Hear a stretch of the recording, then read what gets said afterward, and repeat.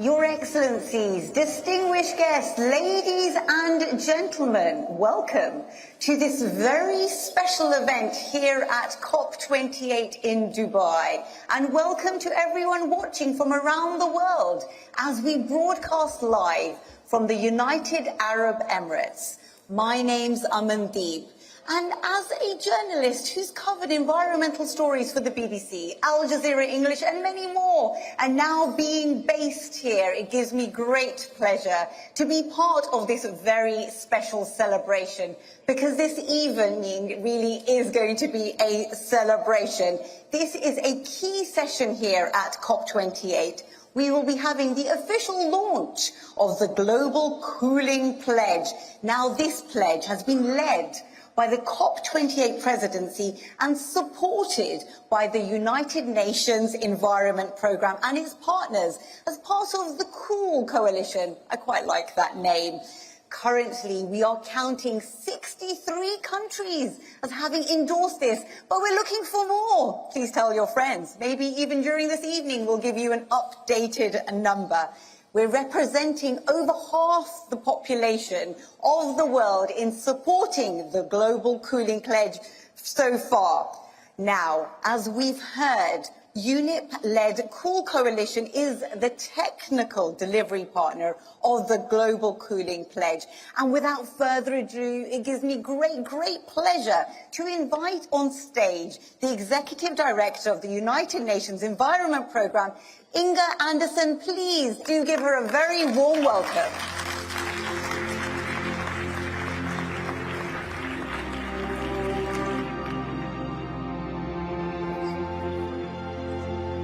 Good evening.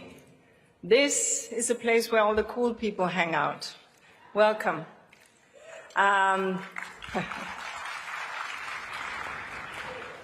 Look, keeping cool in a warming world is absolutely necessary, and that is why this pledge is so important. And I want to express my deep thanks to the United Arab Emirates and to Dr. Sultan Al Jaber for his leadership on this issue, because we have to protect ourselves from these heating temperatures, but we also have to ensure that our food chains, our vaccines, that they remain stable and cool, and we have to keep our economies productive. And all of that is, of course, needed if we are to reach these Sustainable Development Goals. We know that over 3 billion people are vulnerable to climate change, and we know, as we saw just this last year, what extreme heat does to us. We know that we are an urbanizing civilization, and the more we urbanize, the more we create heat, and the more we need cooling. And while we cool, of course, the irony is that while we cool our bodies, the CO2 that we use and the gases that we use for cooling can warm our planet. We also understand that still 1.2 billion people lack access to cooling, and we know that this disproportionately affects women, especially pregnant women, of course. The emissions gap report, broken record, that UNEP issued tells us that we are heading, based on the NDCs right now, to a 2.9 degree world. If we add the conditional NDCs, it tells us that we are heading to a 2.5 degree world. As we're seeking to stretch here based on the global stocktake, hopefully we will stretch so that we can reduce our CO2 emissions by 42% by 2030 so that we can hit the 1.5 degree world that we want. But nevertheless, in a 1.5 degree world, we will need cooling. And we will need cooling 3 times the current capacity by 2050. And that growth will strain our electricity networks. It will hold back the energy transition. It will increase the emissions by 6.1 billion tons unless we take good action. Because we know that inefficient air conditioners and poorly designed buildings, as well as HFCs, add to the challenge. So what we need to do is to do it better and do it now. And that is why the COP28 UAE Presidency Global Cooling Pledge is so important. It is a real opportunity to increase access to cooling and to reduce emissions. Based on our Global Cooling Watch report, we understand that measures to reduce emission by over 60% by 2050 can save $22 trillion, reduce peak load demand by 1.5 to 2 terawatts. So incorporating passive cooling, which I think we all know when we walk around this beautiful campus, the moment we are under a shaded area, the moment that we are where trees are, we understand immediately what cooling means, what passive cooling and how it works. We also understand some of the design when the breeze just floats right through and we feel a little bit cooler. That is smart building, and we have experienced it right here. We also understand that we have to be clever about the refrigerants that we are using for cooling, and I'm speaking in front of the minister from Rwanda, because we have the Kigali Amendment that was gabbled in Rwanda under the Montreal Protocol that will phase out some of the chlorinated gases that have a deep impact on our climate. So delivering on this pledge, well, today we're going to hear, and we just heard, 63 countries have already signed up, which is a massive achievement by, yes, thank you. It's a massive achievement by the UAE presidency, really lifting this forward. And today we're going to hear some inspirational examples. For example, from some of the cool champions that we have, His Excellency Dan Jørgensen of Denmark, and Her Excellency, I think, Rosalinda Toipan of Kenya will also be speaking, as will Her Excellency, Madame Chandok. But national governments alone cannot do this. World cities are heating up, and so city actions have to be done, smart city planning. And the truth is that we have regulations on fire hazards, on electrical fires. It's already there. We surely can introduce regulations for smart building that will create better passive cooling. This is critical and something that I encourage cities and countries to introduce. And manufacturers and industries can lean in to ensure that we get better efficiency for our cooling. We from UNEP are extremely proud to be serving this important area. We are proud also because on the issue of CFCs, we have been hosting the Montreal Protocol for decades. We are, of course, hosting the Kigali Amendment. And on the methane side, as you know from yesterday's many events, we are also very much hosting that. So it's a great honor for us also to be supporting the cooling pledge and to be holding the secretariat for this pledge. So that's really what I would like to say. As we will hear from some very cool speakers, this is an important topic and a topic whose time has come, because it is again a low-hanging fruit like methane. And if we get this cooling pledge to work, we will reduce our CO2 and some of the short-lived climate pollutants very rapidly, which is, of course, where we want to go, because this is where the cool folks hang out. Thank you very much.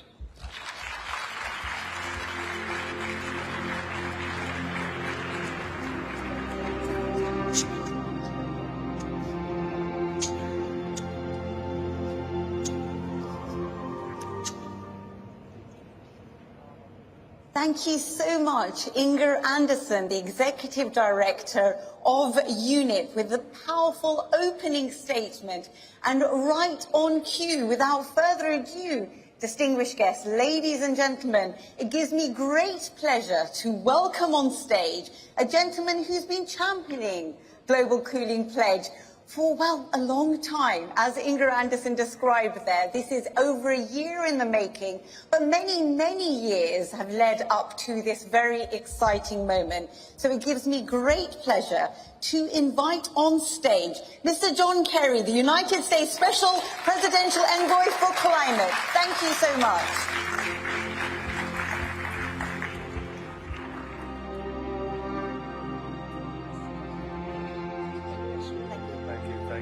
Thank you very much, Inger. Thank you for your great leadership and comments. And it's an honor and a pleasure to be here with all of you. Thank you very much for being here. I know that Dr. Sultan is going to be here at some point, or I hope he's going to be here at some point. But let me just share with all of you that the United States is pleased, proud even, to have worked with the UN Development Program and the COP28 Presidency in order to bring so many partners here to be part of this global cooling pledge. Now, some of you may sit there and think, well, isn't that the whole objective of what we're doing here? Well, yes, and avoiding the heat or avoiding the heating is probably the beginning of the effort to try to cool. But the fact is that this global cooling pledge can have a profound impact on lives around the world and on our larger quest, obviously, of holding the Earth's temperature increase to the 1.5 degrees. So this is really laying out a roadmap for how we go farther than where we thought we were going anyway with the Kigali Amendment. And the Kigali Treaty, I was there in Nairobi when we did it. Kigali was hard fought, it was tough, but we got it done, and now we have, I forget the exact number, 100 and some nations that have ratified and moved on. But what we don't have is a recognition, if you will, of the challenge that we face because of the increased rate of warming that's taking place. Things are happening faster than anybody ever imagined.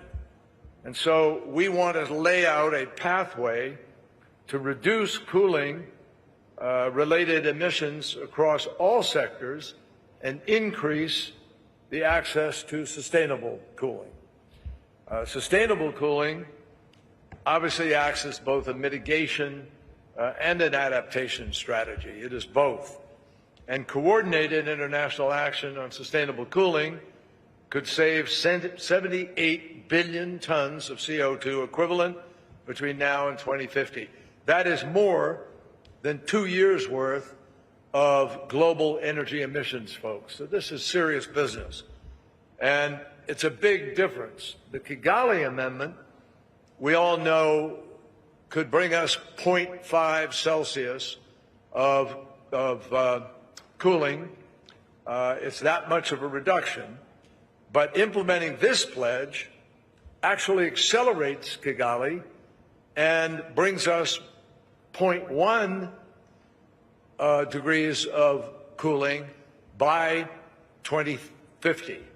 That's really important, given what is happening. And what I mean by given what is happening is extreme heat is now the deadliest weather event in my country, at least. But this is true, obviously, of many other places. You can already see people who are dying massively. About 500,000 people a year are dying from extreme heat around the world. And the problem is, as it gets warmer faster against some of the predictions that we all made, that means that people demand more cooling, more immediate cooling that comes through air conditioning by the most part. And that air conditioning then becomes a problem because not everybody has transitioned according to the Kigali effort so that they're using less pollutant, damaging internal, some of the HFC equivalent, which is so dangerous.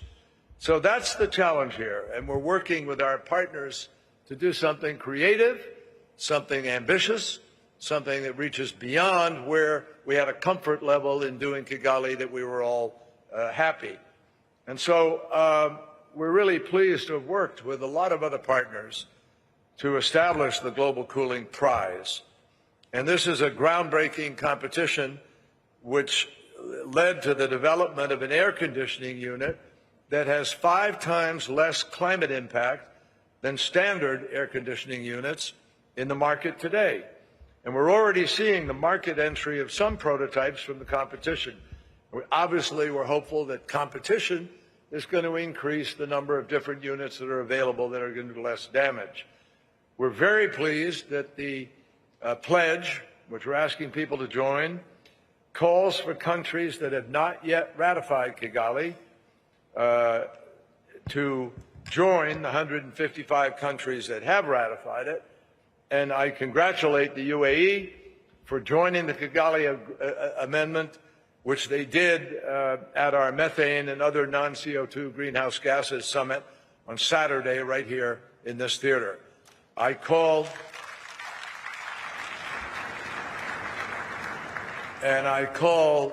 politely but firmly on other countries who haven't yet ratified, please do so. This is life and death, and it's really not a complicated way of making a difference. It's also important for countries who are already in Kigali to maximize the very rationale for them going into that Kigali Amendment. This is the way we gain more, faster, protect more people, and we maximize the effort of coordinating action on efficiency in cooling. We manage refrigerants across their life cycle, and we have the ability, hopefully, to announce an expedited HFC phase down.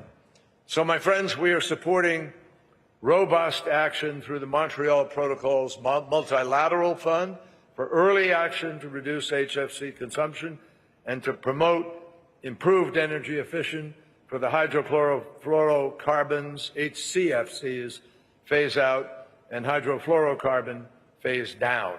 Phase out, phase down. And the United States is very proud to have worked with our partners. Just this past October in Nairobi, the nearly $1 billion historic replenishment of the Montreal Protocol's multilateral fund for the 2024 to 26 triennium. My friends, these funds are going to support the implementation of the Kigali Amendment, including the early action and improving energy efficiency, which is really critical to be able to achieve the cooling. So once again, really big thank you to those of you who are taking part of this, those of you who are supportive, those of you who are going to fight to make sure this happens, to bring more people to the table. At this stage, it's just not excusable not to have everybody. There are about 195 countries here, and there are people all over the world who depend on all of us to make these choices. So let's band together, become the crusaders, the people who are willing to fight for this transition faster.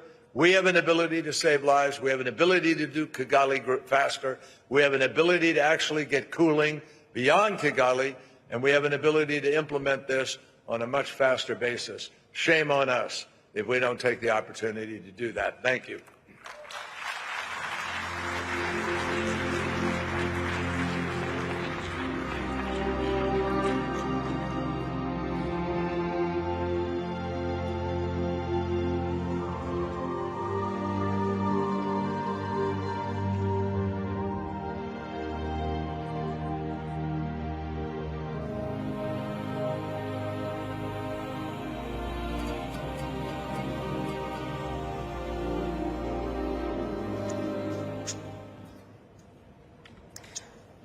Wow, what powerful words and what a powerful endorsement of the Global Cooling Pledge. We are honoured to have the presence of John Kerry, the United States Special Presidential Envoy for Climate. The illustrious lineup of speakers coming from across the world, it continues. It gives me great pleasure, without further ado, to introduce our first panel discussion. So may I invite up on stage, and we'll do it one by one, because I think they all deserve a big round of applause. We're going to be looking at global perspectives, raising ambition in sustainable cooling. And to join me for this, His Excellency Danny Jorgensen, the Minister for Development Cooperation and Global Climate Policy from Denmark.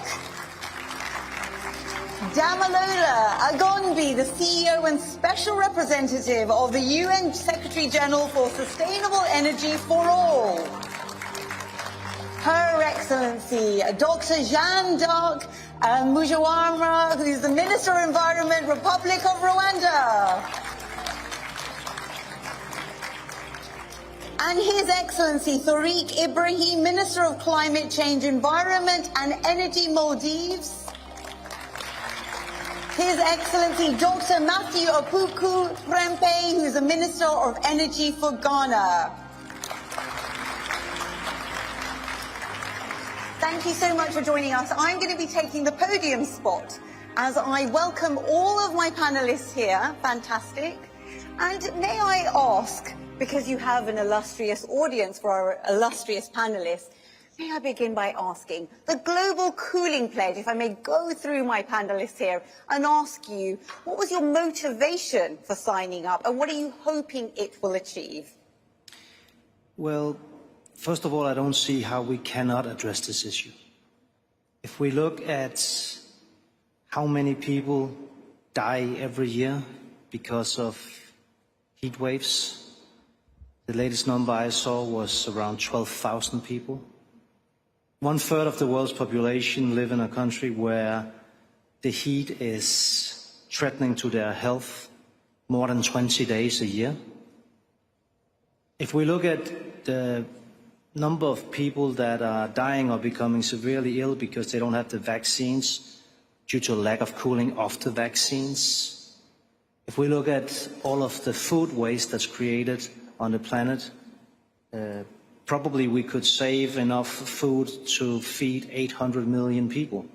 All of these things combined really tells us that it is a no-brainer to deal with this issue, especially because we have the technology. So many other issues that we deal with when fighting climate change and trying to adapt better and create resilience are difficult because we don't really know how to do it yet. But this is one of the areas where we do know what to do, where we do have the technology and where it should be possible to find the funding. So I think putting this on top of the agenda, dealing with this across all of the areas where we have the possibility is extremely important. Fantastic. Thank you so much, Your Excellency, for a flying start. May I make my way down the list? And of course we have Damalola Agunbi. May I turn to you now, please? Thank you very much. Firstly, you have Inga championing it, and everything Inga does champion works well because she does truly care and puts people behind the science every single time. So as soon as she calls on me, I will always be there.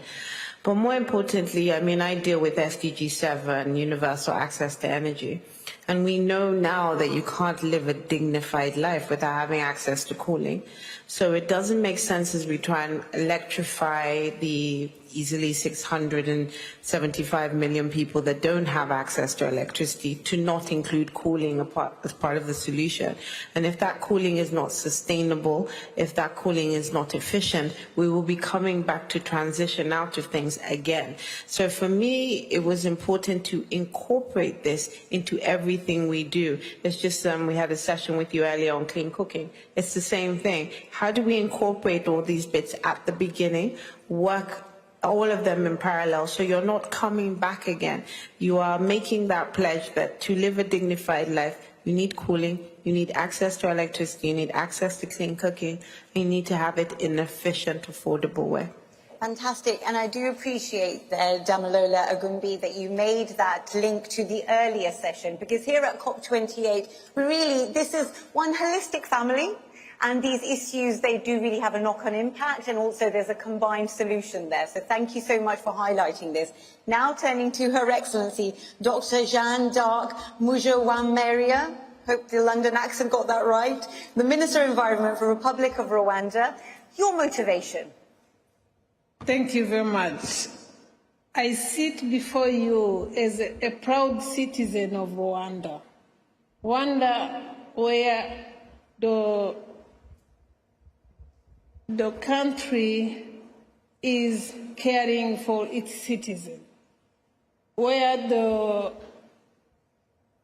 the pride of having our people being cared for, and where we advocate for sustainable solutions that transcend borders and contribute to a resilient and sustainable future. A country where originated the Kigali Amendment to the Montreal Protocol. A country that recognizes that 40% of our production in Africa is lost between farm and market. A country that wants access to sustainable cooling for the most vulnerable people who are feeding us all. A country that sees the urgency of our climate challenges compounded by the impact of rising temperature and more frequent heat waves necessitate comprehensive and transformative action. A country that sees that this is a global challenge that needs global solution. That's why we signed it. Thank you so much, Your Excellency. And as you so eloquently point out there, with Rwanda being on the front line to actually see the impact and therefore hopefully be part of the solution as well, this is very timely for us to move on to Maldives. His Excellency Tariq Ibrahim, the Minister of Climate Change, Environment and Energy. Of course, Maldives is also really seeing that huge, big impact. The Global Cooling Pledge, what does it mean for you? Thank you very much.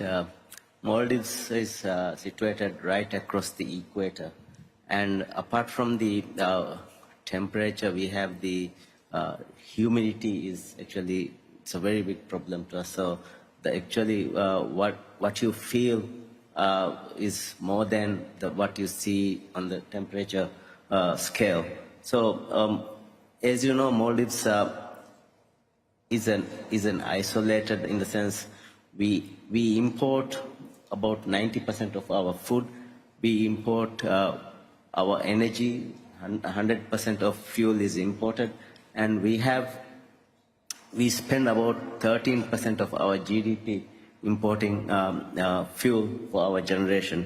And for cooling, for the electricity, we use most of the imported fuel for cooling, for generating electricity, and out of that, major portion goes for cooling. So we want to find solutions on how we can have this cooling to be cooling most efficient, so that we can save on cooling and on electricity, and reduce the emission that we reduce the emission, plus save on cooling, which will then save the money saved can be used for something very useful.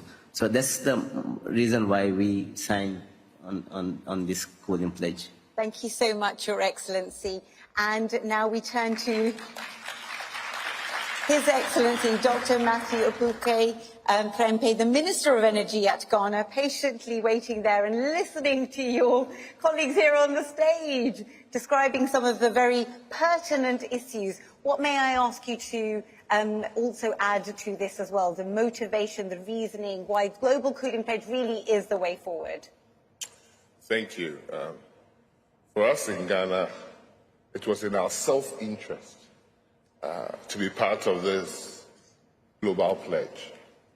Why? Because we already are facing a huge rate of urbanization. Over 50% of the Ghanaian populace live in urban cities and towns now. We have electricity challenges, even though our access rate has reached 88.5. But we also see a ton of our food being wasted daily. We also know the health effects. When the COVID outbreak came, we're struggling to have cooling systems where the vaccines to every part of the country to achieve a near universal vaccination program. So it is in our interest, and we've taken steps to do a lot of things. But also, we had an international obligation and a commitment to uphold and be part of, and that is maintaining temperature below up to 1.5 degrees that we all agree. So when you look at all health reasons, saving electricity by even coming up with minimum efficiency standards for over 19 electrical appliances, it is in our self-interest to not only to be part of this global pledge, but also to promote other countries who have not already signed to sign and be part of it, because it's in all our interest. And that is why Ghana was motivated to be part of the countries that have signed the pledge. Fantastic. Thank you, Your Excellency, for really outlining and highlighting the critical nature of this, as you began by saying, out of self-interest, but you expanded onto the point that we really need to promote more countries and signatories to join up, and hopefully this particular session here at COP28, with its high profile, will also ensure that drive and people watching from across the world this live broadcast. I'm going to return now, very briefly. We've got a few more minutes on the clock, so let's just make most of that. Your Excellency, Dan Jorgensen, we began with you, and I think I might be forgiven for saying, on behalf of the audience, Denmark is in a slightly different position when we talk about global cooling pledge. I think that's a fair question to ask. So yourself and the citizens you represent, we're not just talking about cooling in the sense of temperatures. We're also talking, as His Excellency from Ghana was outlining there when it came to the vaccines. There's a multiple layered approach here.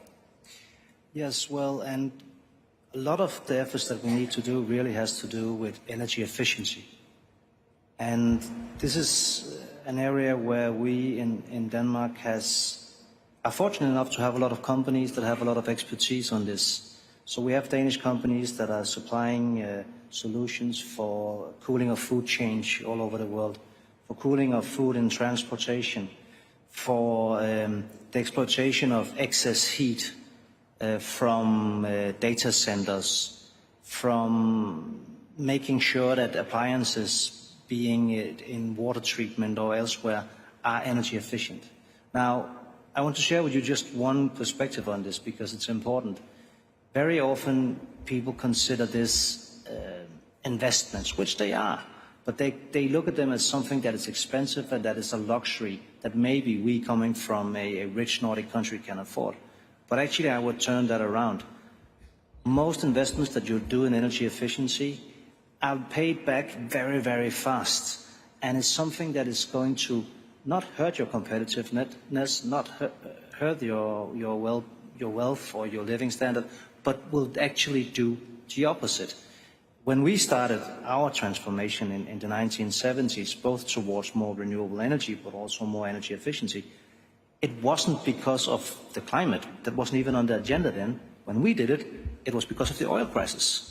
We wanted to be independent of fossils from other countries. We wanted to make sure that we could save money. And that then led to development of technology that is today helping us fight climate change.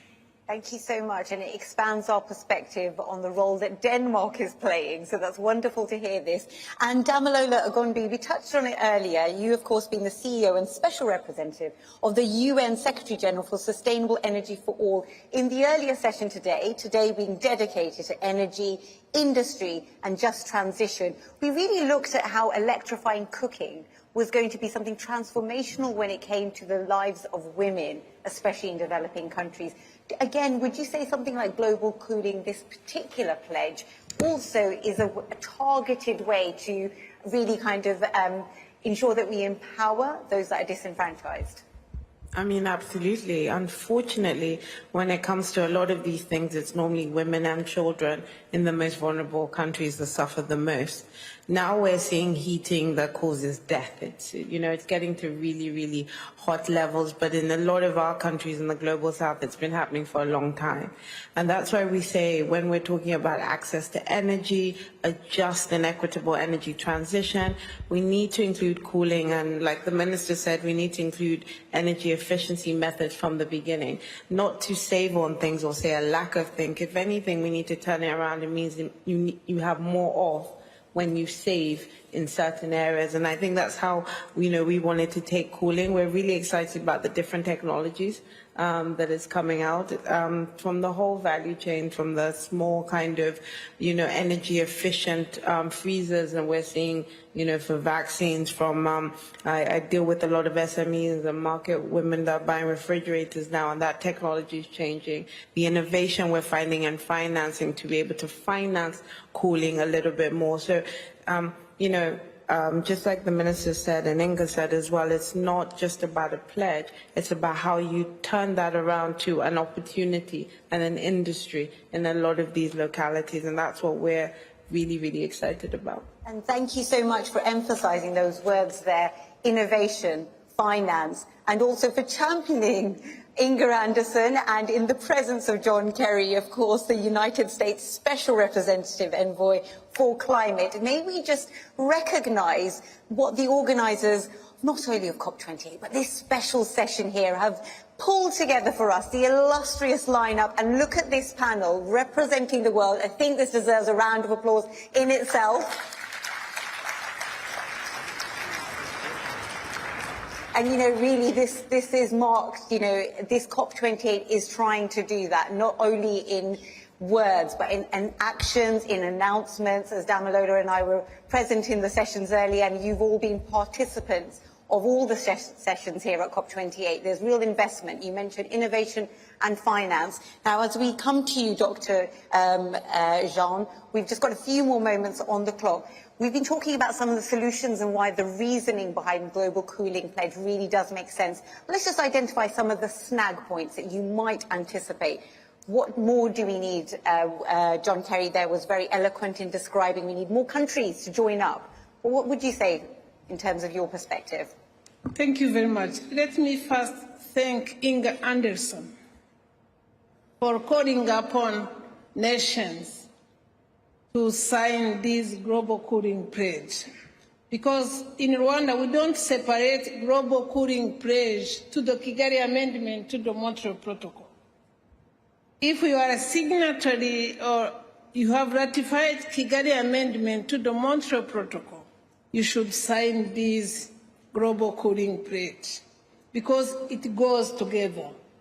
For us in Rwanda, we have started implementing Kigali Amendment to the Montreal Protocol because Rwanda is a home to the groundbreaking initiative of the Africa Center of Excellence for Sustainable Cooling and Cold Chains. And soon we are being home to the Africa Vaccine Factory. So there is that determination of our country, of Rwanda, to be a home of solutions. So that's why I call upon countries, first of all, to ratify Kigali Amendment to the Montreal Protocol and to sign Global Cooling Pledge. Otherwise, we won't protect the humanity. Thank you. Absolutely. Thank you, Your Excellency. And as we've been hearing, this particular pledge has been over a year in the making. And you're right to reference, as your peers have referenced, the Kigali Agreement and the Montreal Protocol as well, and which, of course, are many, many years in the making as well. As I bring in His Excellency, our wonderful Minister of Climate Change, Environment and Energy for the Maldives, historically, the Maldives has been very vocal when it comes to this particular area. We are trying for that North Star to stay within the reach of 1.5. Do you feel like over the years, here we are at COP28, the action has followed the words as well, generally, globally? Speak openly, you're amongst friends. Thank you, thank you. I think I was there at COP21 when we all signed the Paris Agreement.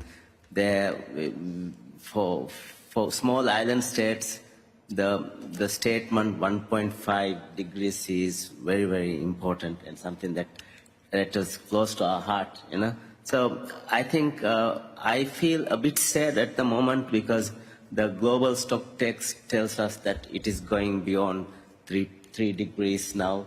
So we need to work on bringing that trajectory down towards 1.5.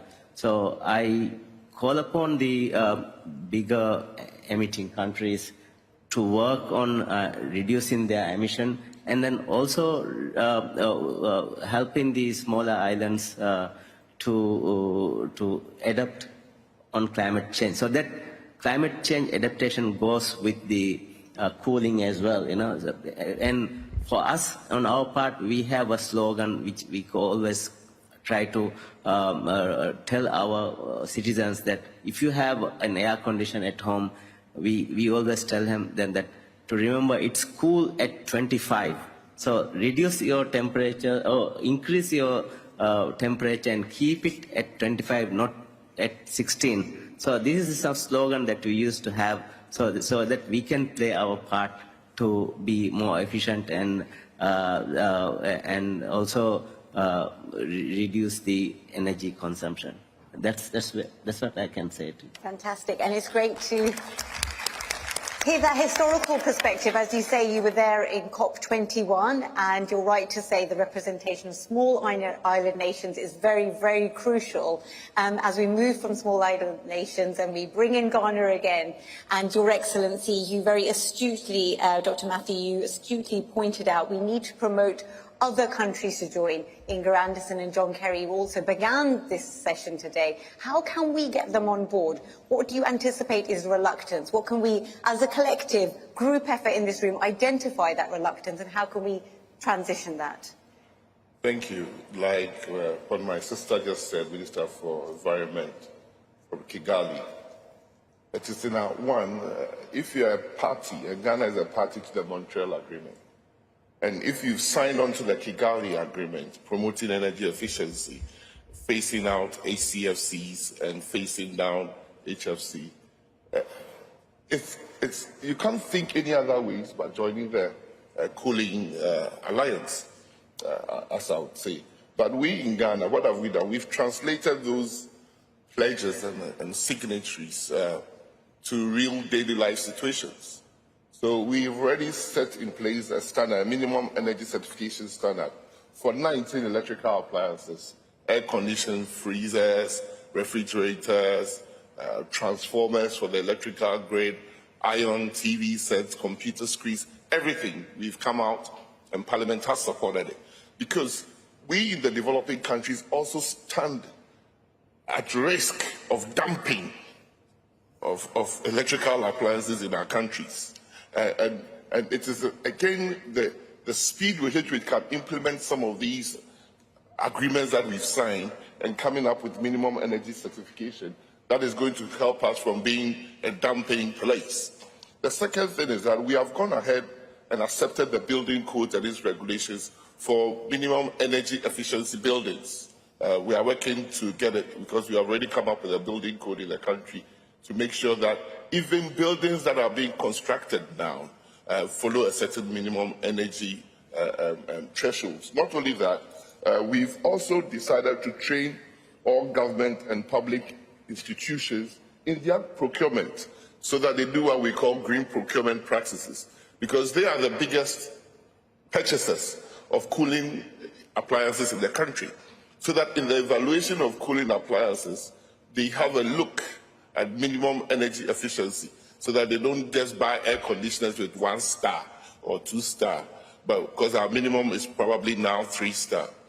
What Ghana needs, as an example for other countries who are yet to sign, is a partnership to develop the testing laboratories so that the regulators, when people bring in, because every electrical appliance is literally brought in from outside, that the regulators will be able to test to make sure that they meet these minimum energy standards that we have set, and we make it punitive for people who are trying to dump.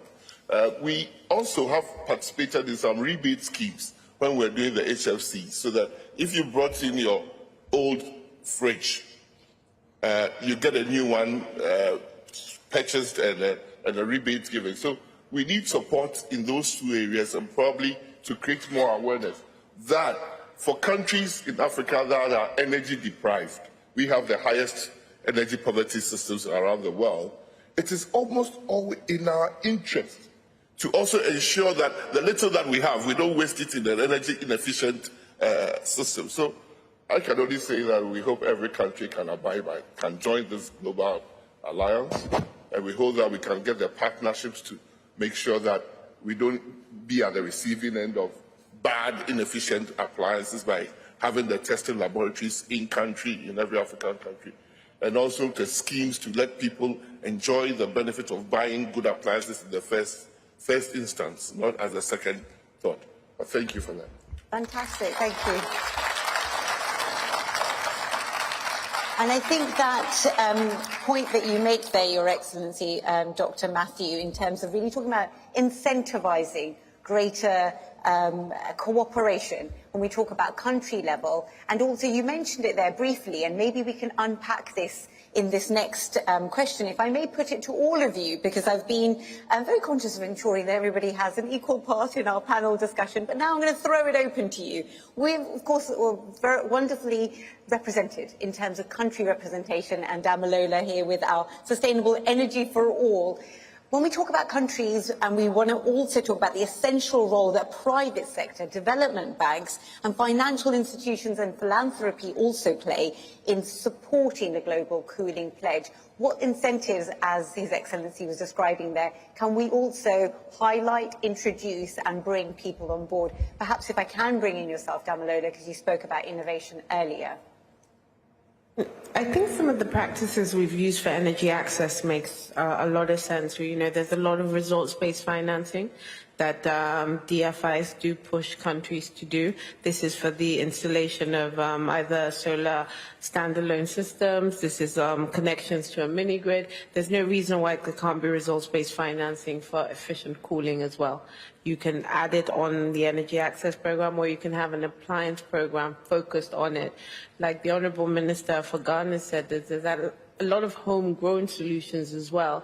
So it's not just about developing things in DC, or it's about coming to the countries and understanding how it works, what is the affordability, how people pay over time, what are the other instruments that you need to hedge. But it's really important to understand that this is, I know people don't like hearing subsidy, but this is something that you will subsidize, but it will be cheaper in the long run, and it is sustainable. So that is what I would encourage, a sustainable results-based financing model to make sure everyone gets access to cooling. And I think that definitely needs to be applauded. What can be done here? Because we are here as part of a support for the Global Cooling Pledge, but also we can use this opportunity to brainstorm some solutions. What can we be done to encourage some of those initiatives that you described? May I open that out to any of our excellencies to join in? Perhaps yourself, yes, Your Excellency. Well, one point that I think is important to acknowledge is that a lot of what we need to do here is both mitigation and adaptation. So really, when we look at the potential investors out there, that could be private investors, institutional investors. It could also be governments like my own wanting to help with government grants. It's really difficult to point at areas where you will get so much value for the money that you will invest. It will save energy, thereby help mitigate climate change. It'll help adapt and create resilience, which is very, very important in many countries now, where we see climate change is hitting so hard and thereby undermining all of the growth and prosperity that the countries could have. Fantastic. That's such a brilliant point that you make there. Thank you so much, Your Excellency. And on that note, please, distinguished guests, ladies and gentlemen, please do give our wonderful panellists a big round of applause. Thank you so much.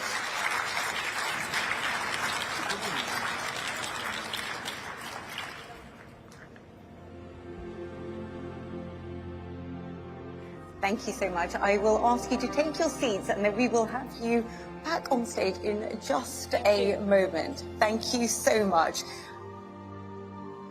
So it's my great pleasure now to say that we would like to have a representative from each country which has been a signatory to the Global Cooling Pledge to please join us here on stage. We're going to have a celebratory moment to really document the fact that we've also got the illustrious lineup of speakers and guests here. We are very fortunate to have everybody here. So I'm just going to ask everybody to make their way to the stage. One representative from each country. We know there's 63 countries. We're hoping that at least some of them are represented here with us. So please do make your way to the stage, and then we will position everybody for a group photograph to really celebrate the moment that the Global Cooling Pledge has been officially launched here at COP28. Thank you so much. Please do join me here up on stage. We've only got a few moments to gather everybody. Okay, fair enough. So, yes.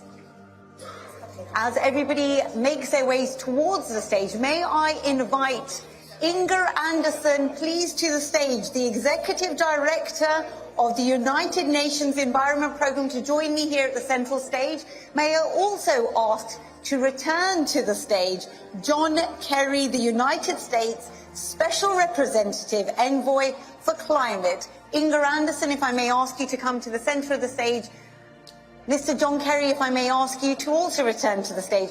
And we would like to also acknowledge that coming into the Al Waha Theatre, we are very pleased to welcome on stage Dr. Sultan Ahmed El Jaber, the COP28 President.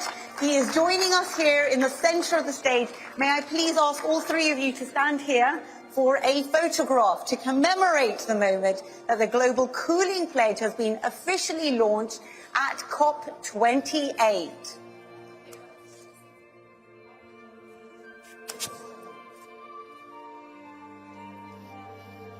Your Excellencies, distinguished guests, ladies and gentlemen, please give them a big round of applause.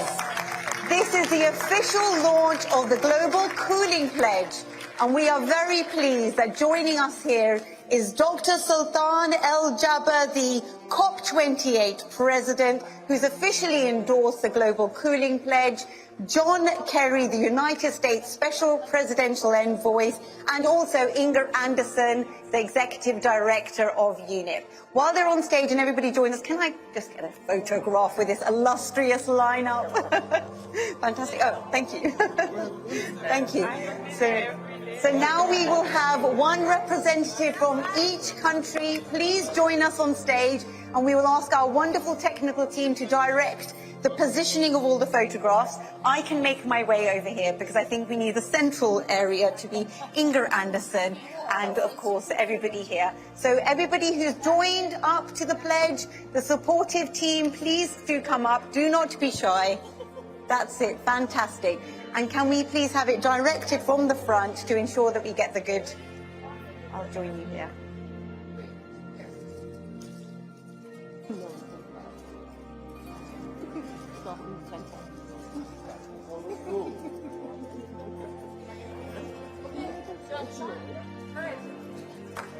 Fantastic.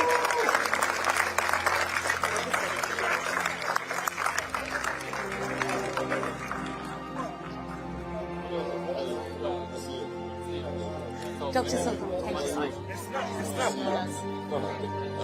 Okay, fair enough. Thank you so much for gracing us with your presence. Yes. Your Excellencies, distinguished guests, ladies and gentlemen, please do give our COP28 President another round of applause. He's come along in his very busy schedule, so thank you so much for joining us.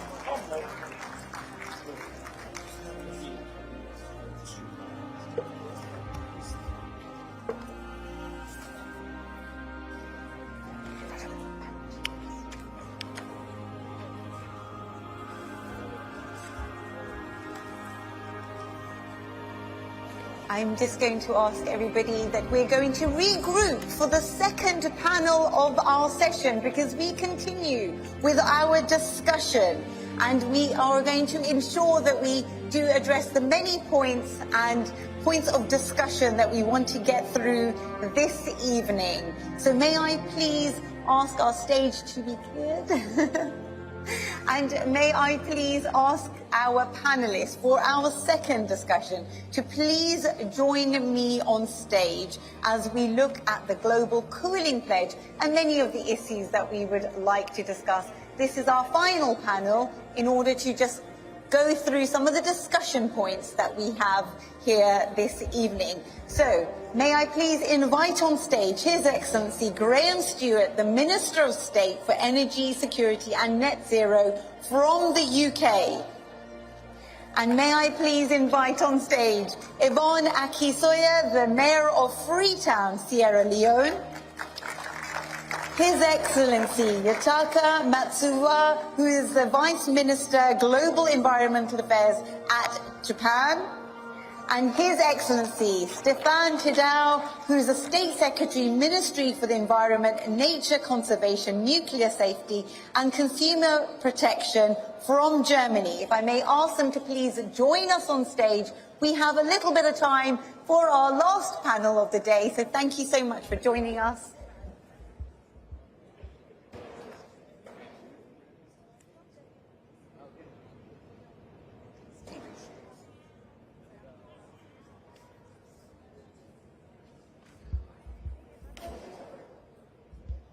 Brilliant. So it looks like I have a seat this time, so fantastic. And first of all, our reflections. What an amazing session in order to officially launch the Global Cooling Pledge. May I go through our wonderful panelists and ensure that everybody has a chance to talk about their motivations for joining the pledge and also to reflect on what a great official launch. I'll begin with you, please. Thank you. So, yeah, thank you so much. I think, so this year, the summer months of June and August were the hottest worldwide since records began, and cooling will play an important, increasingly role for mitigation and adaptation, and so it's really, for the right times, a necessary event.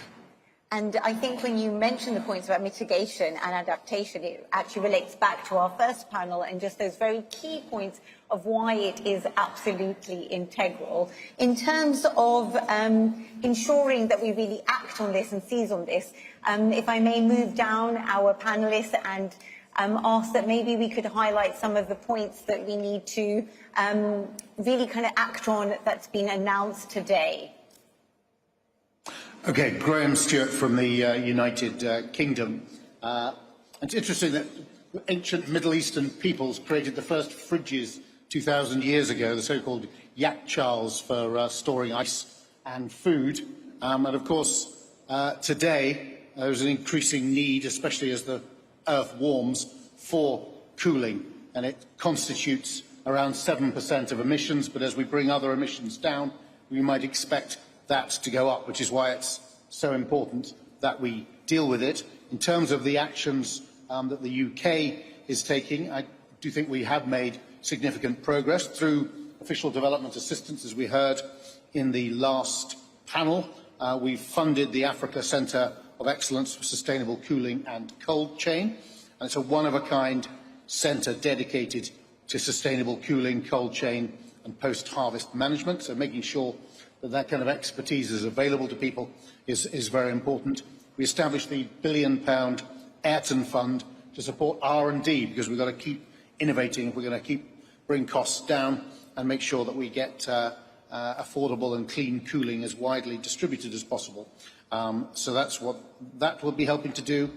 And I'm pleased to use this panel to announce that following the recent extension to the now £170 million Clean Energy Innovation Facility, that the UK and IFC are going to continue their successful partnership on a new fund with up to £20 million allocated specifically for sustainable cooling.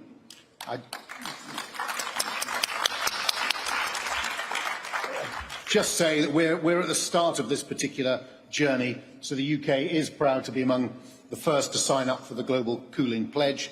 By working together to improve the efficiency of cooling systems, we can reduce the temperature in our cities through better design, swap to climate-friendly refrigerants, and we can cut almost 80 billion tonnes of carbon dioxide emissions by 2050.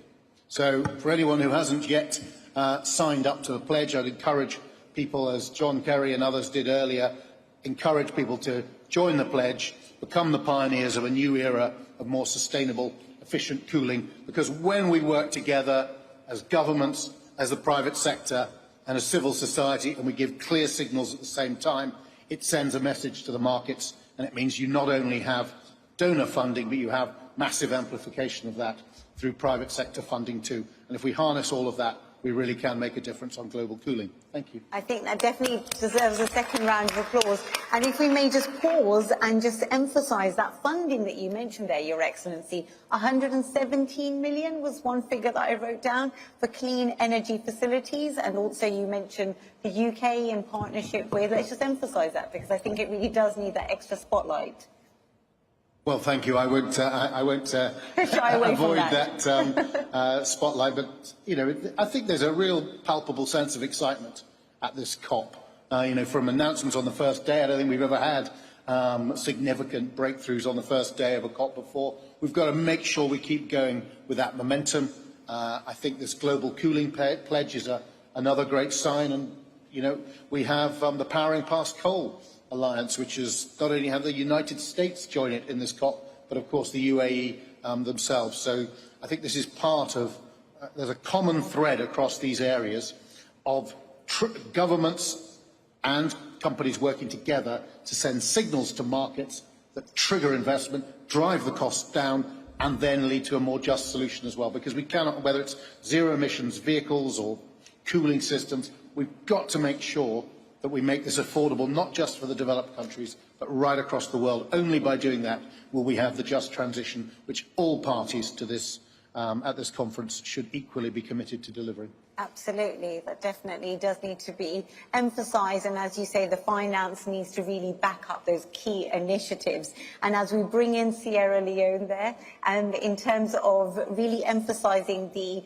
messaging there that His Excellency was able to outline about the need for the global cooling pledge and that international collaboration. So thank you very much, and I'd just like to point out that you're bringing in the city of Freetown. Yes. And I think that's a really important part of this, that the pledge has not just been signed by countries, but it's also been signed by cities. Absolutely. And that's because within C40 cities, for example, which I co-chair, 75% of our cities are cutting emissions faster than their national governments. And when it comes to cities' abilities to come behind the cooling pledge, there are a number of ways in which this can happen. In many cities, building regulations, building codes, urban planning, all of which can be designed in such a way as to passively reduce temperatures, are under the mandates of cities. So that gives cities an opportunity, and quite a number, and a growing number, of cities are signing up to the pledge in order to do that. But another area of the cooling pledge, where cities are often in the forefront, is nature-based solutions. And I'd just like to give a couple of examples from my city, where 2020, we launched #Freetown the Tree Town, our plan to plant 1 million trees and grow 1 million trees in and around the city. We've recently done a heat mapping of the city to identify the heat islands. And just in October, we were able to plant within the million, we're now at 977,000. Within the million, we were able to plant 250,000 trees within neighborhoods that we identified as heat islands. So this is a way of providing cooling, because when it comes to air conditioning, I think we've got to appreciate that availability and accessibility and affordability is not there for many cities in the global south. So cooling can also come from public action by city governments. So the trees are one example. Another example are market shade covers, which we've provided for outdoor markets. Many of the most vulnerable to heat stress are women traders. And leading all of this work is our chief heat officer. We appointed the first chief heat officer in Africa, somebody whose only focus is how we beat the heat and keep the city cool. And just moving on from there, I think it's important, when Damilola was here, she mentioned clean cooking, and you made the link. And I think it's a very, very important one. 82% of cooking fuel in my city is wood or wood charcoal. And now that's not clearly a fossil fuel, But as we seek to look at the health implications of that carbon, there's a need for alternative cooking fuel. The obvious, and the one which is being pushed most aggressively at the moment, is gas. But gas is expensive, and gas is also a pollutant, and we as C40 cities have committed to have fossil fuels by 2030 in order for us to stay within the 1.5 ambition. So if we're staying within the 1.5, we need a real alternative. And something like electric induction cookers powered by solar is an obvious answer.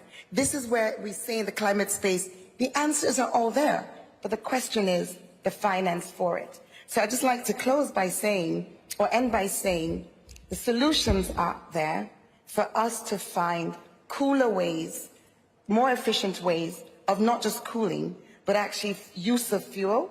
But the challenge is we need everybody on board. That's one of the reasons why we're so excited that at this COP, CHAMP was signed, the Coalition of High Ambition Multi-Level Partnerships. And that's another 64 number. 64 countries have signed up to that. And that means we're having those countries build into their NDCs, hopefully, that's the agreement, city action. City action on cooling will help us all stay cool. Wow, that's so powerful. I think that's such a powerful endorsement of the role that cities can play. And the Mayor, we're just really pleased that you are here to represent this entity in society. And just to emphasise this point, when it comes to a place like Sierra Leone, and you speak as Mayor of Freetown, would you say that there is an international collaboration with other cities as well for that powerful role that cities play? Yes. My mic is off. Hello? Yes. Yeah. So as I mentioned, I'm the co-chair of C40 Cities, and I'm the co-chair for the Global South. The co-chair for the Global North is City Can of London, and that is a network of almost 100 cities. And when we signed the Cool Pledge, that is signed through C40 Cities. A lot of our climate action, we are all committed to climate action. And the interesting thing with cities, which is why we're so excited about the CHAMP, is because when you sign up for C40 Cities, one of your requirements is that you have a climate action plan. You don't just have it, you follow it. You fail to follow it, you're out. So it's a club of accountability, which is very different to the nationally determined contributions. So we feel if we're in there, that will put some fire, some more fire, to help us get to where we need to get to. We've only got a very short time to stay within 1.5 degrees. Absolutely, absolutely. And I think, again, you make another very powerful plead there, that it's not just about the solidarity and that international collaboration. We do need a club of accountability. And hopefully that is what the Global Cooling Pledge may also sign up to as well. Now, Your Excellency, you've been very patient, and I want to also hear about your contribution as well. When we speak about a country like Japan, and you are the Vice Minister of Global Environmental Affairs, can you please go into your motivations and what are you hoping that the Global Cooling Pledge can actually endorse? Thank you. And first of all, I want to echo with Madam Mayor from Sierra Leone, and it is quite nice the city can join this global cooling pledge as well country, since cities' activity is accounting 70% of global greenhouse gas emission, and certainly city is key players to proceed toward the 1.5 degree goal. And Japan, in terms of cooling, we already identified the solution. Heat pump and heat pump and inverter is super energy efficient, and together with low GWP refrigerant, and life cycle management of refrigerant is critical for 1.5 degree goal. And to this end, to realize this solution, Japan already established initiative on fluorocarbon life cycle management, or IFL, together with 15 countries and international organizations such as IEA and CCAC. So we would like to contribute through these existing activities, and of course Japan would like to work with UNEP, Madam Inga, always, and this nice new pledge. Fantastic. Thank you so much, Your Excellency. And it's wonderful to hear the details as you all describe. You mentioned there are the 15 countries that you're collaborating with already, and also bringing on board, as Madam Mayor of Freetown described there, all the other cities that you also are collaborating with there. If I come back to Your Excellency, the role that Germany plays when it comes to following up big, powerful words with big, powerful financing. I mean, we have to really applaud this as well. The Mayor described their CHAMP, which was introduced in the very early days of COP28, and of course the role that Germany plays as well when it comes to championing the finance behind environmental programs. Your relationship with UNEP, and if we just kind of unpack maybe some of the new initiatives that you might be able to share with us here today. Yes, thank you. So the cooling pledge represents a real opportunity to shape the global cooling sector and ensure that the renewable energies and efficiency measures are integrated in a manner consistent with our 1.5 degrees goal. This is already mentioned. But I think absolutely crucial is a switch to climate and environmental friendly refrigerants as quickly as possible. And Germany has been campaigning internationally for many years and will continue to do so for a direct switch to natural refrigerants. And so it's therefore an important signal that the signatories to the cooling pledge have committed to ratify the Kigali Amendment by end of 2024. So Germany has done so already, and I hope so that many will do so soon as well. And another important step I just want to mention, in October 2023, the European Union agreed to further accelerate European HFC reduction steps and even to phase out HFC completely by 2050. And I think this is a very important signal. But sustainable cooling is also absolutely critical for adaptation. This is also already mentioned, and especially in dealing with more frequent heat waves. This is also true for my country. Already today, our municipalities are developing so-called heat action plans, supported by my government. Nationally, we are in the process of adopting a climate adaptation law, and this includes sustainable measures to respond to the impact of increasing temperatures on the German population. And we are implemented our action plan for natural-based solutions for climate and biodiversity, and I think the natural-based solutions most often very much important for cooling. So I'm grateful that the COP presidency is rising the profile of this important issue, putting it right at the center of this COP, and this pledge makes the start of a journey for more sustainable cooling. And Germany is willing to be part of this common journey. Oh, that's so fantastic to hear that ringing endorsement there. Thank you so much. You have got on the clock 0, but it would be amiss of me not to return to His Excellency Graham Stewart for just one last parting comment, because with that huge funding pledge that you gave, I think it's only fair to say that it's right that financial imperatives and big finance follows the big powerful words that we've heard here at COP28 and elsewhere when it comes to this issue.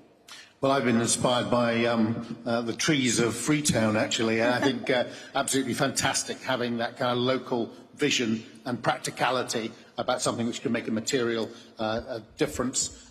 All I would say by way of closing is that last year in famously rainy and rather chilly UK, we went above 40 degrees centigrade for the first time ever in recorded history. That's the reality. Places like the north of England are going to have increasing pressure to have cooling because of the temperature that's going on, and we have an opportunity through the Global Cooling Pledge both to meet the increasing needs of people all over the world and have a mitigating effect on the causes of that heating at the same time. So just as the Middle Eastern people of 2,000 years ago did with their early fridges, we need to apply the technology of today to meet the needs of everybody in our community and our society and our world.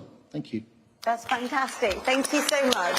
We've heard very, very powerful words here today. Opportunity, innovation, collaboration, and incentivising more partnerships as well. So, ladies and gentlemen, please give our panellists a very warm welcome to stand up and take their seats again. Thank you so much. Thank you so much. And as we bring our Global Cooling Pledge special session here at COP28 to a close, I'm possibly going to just take a moment. I may just invite Inger Anderson back on stage. May I please get a mic for Inger Anderson, because I think it's only fair that the closing remarks are given to our illustrious speaker who opened this session, because we've got a few minutes on the clock. I just want to bring you, please, here, the Executive Director of UNEP. Please give Inger Anderson another round of applause. I think the applause actually goes to President Sultan for picking up this and for running with this and for ensuring that today we have 63 signed up members to this pledge. And the applause should also go to the absolutely brilliant panelists who have highlighted the importance of this cooling pledge. We from UNEP, we are very proud and humbled to serve the member states as they lean in on this issue, and I can assure you that we will, as we heard, hold the signatories' feet to the fire by following up. And I have to say that my dear colleague Lily, who's sitting humbly there, and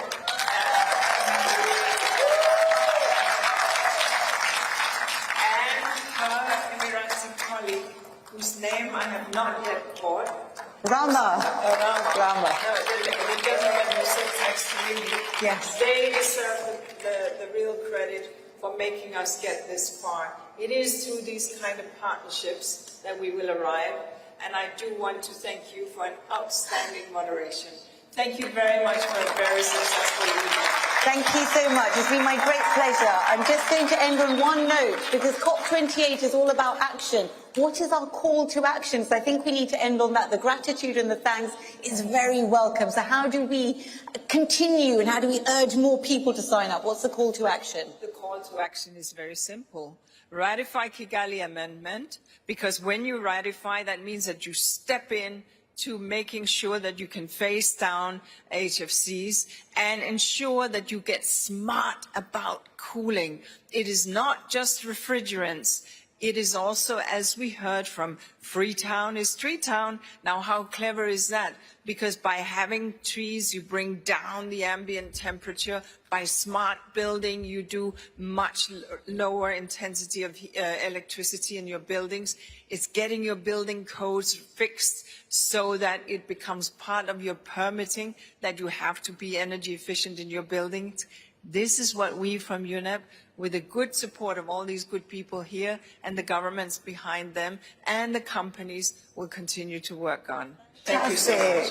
Fantastic. Thank you so much. Inger Anderson there. And as we end, may I ask you to invite your team to come and take a team photograph here. We'll mention Lily and Rama. Please don't be shy. And everybody else. Mikhail, please, Inger, please do come and take the central stage for the team photograph. And thank you everybody for joining us for this very special session here at COP28 as we officially launched the Global Cooling Pledge. Thank you so much. Please do take to the stage